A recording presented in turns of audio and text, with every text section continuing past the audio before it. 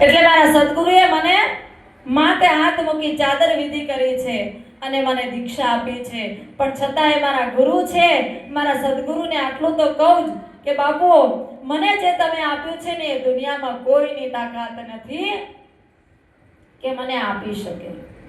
મારા માતા પિતા પણ ન આપી શકે એવું તમે આપ્યું છે. મારા માતા પિતાએ આપ્યું છે, મને આ શરીર આપ્યું છે, આ ભવસાગરમાં કર્મ કરવા માટે આપેલું છે. પણ આપણે તો કર્મ કેવું કરીએ છીએ? આપણે સાચા કર્મથી તો આપણે નીકળતા જ નથી, પણ આપણે અવળી દોટ મૂકી દીધી છે. આ જમાનાનો એવો મનુષ્ય છે.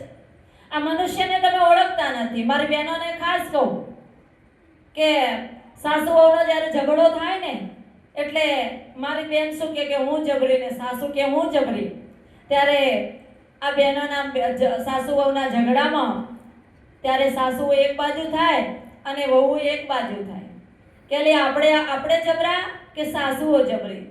તો કે આપણે જોઈ લઈએ કે આપણી સાસુ જબરી કે આપણે જબરા. આમ કરતા કરતા એમને નક્કી કરી દીધું સાસુઓએ કે લે આપણે હવે જાત્રાએ જવું છે, તો જાત્રાએ જવા માટે લક્ઝરી તૈયાર કરી દીધી. તાણ પેલી વહુઓ શું કે લે હાહુઓ જોઈએ તો કઈ આપણે કમ છીએ? આપણે કમ નહીં. ત્યારે પાછી વહુઓએ લક્ઝરી કરી દીધી. હવે આ લક્ઝરી તો ઉપડી એટલે પેલી હાહુઓ કે આપણે મોટા છે, આપણી લક્ઝરી આગળ જવી જોવા. હા, આપણી લક્ઝરી આગળ જવી જોવા, કારણ કે આપણે હાહુઓ છીએ. એટલે પેલી વહુઓ શું કહે, અલી હાહુઓએ લક્ઝરી આગળ જાય તો કોઈ તાણ આપણે કમ છીએ?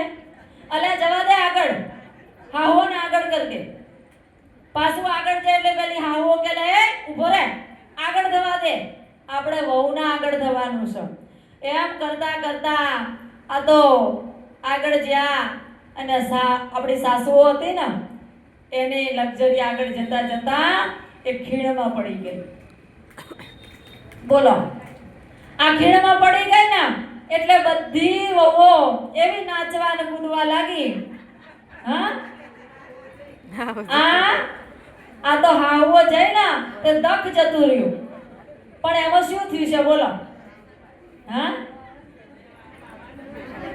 એમાં પાછા એક બેન હતા ને એ તો બહુ રોવા માંડ્યા.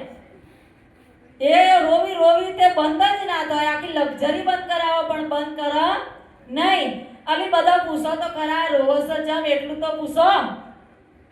એટલે પેલી બધી હસવાનું બંધ કરી અને પેલી બૂનને પૂછ્યું કે બોન આ બધો અહીસિન તારે જમ રોવાનો? એટલે કે બાપા આ તમારી હાહુઓ તો ખીણમાં જઈને મારા ઘેર રહી જઈશ.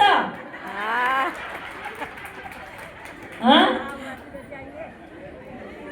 આ તો મને ઈનું રૂંગો આવે છે કે મને ખબર હોત તો એને તકેડીને મેલો હું.